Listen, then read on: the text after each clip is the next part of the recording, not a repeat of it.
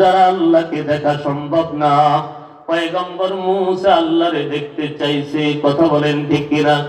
ডাক দিয়া বলে রব্বি আরিনি আনজুর ইলাইক, ও মালিক তোমারে দেখতে চাই, ধরা দাও আমি তোমাকে দেখব।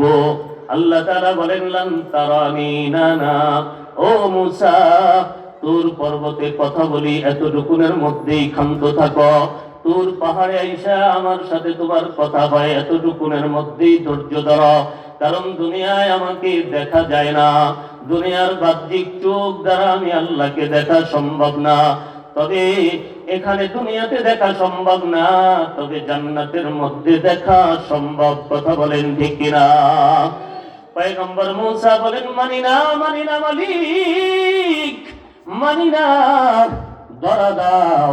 আল্লাহ তাআলা বলেন তাইলে ওয়ালাকিন ইনজুর ইলাল জাবাল, ওই যে পাহাড়টা আছে পাহাড়টার দিকে তাকাও, আমি আমার নূর থেকে সামান্য তাজাল্লি ছেড়ে দিলাম। এই নূরের তাজাল্লি পায়া যদি পাহাড়টার জায়গায় স্থির থাকে, তাইলে মনে করবা তুমি আমি আল্লাহকেও দেখা তোমার পক্ষে সম্ভব হবে। জোরে বলেন সুবহানাল্লাহ।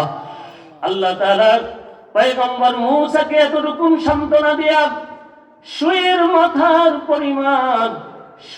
মাথা পরিমাণ নূর পর্বতের দিকে নিক্ষেপ করছেন।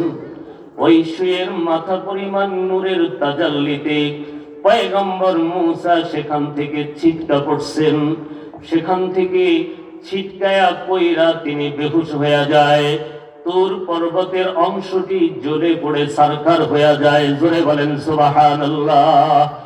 আল্লাহ তাআলা বলেন ওয়ালাকিন ইনজুর ইলাল জাবাল, ও মূসা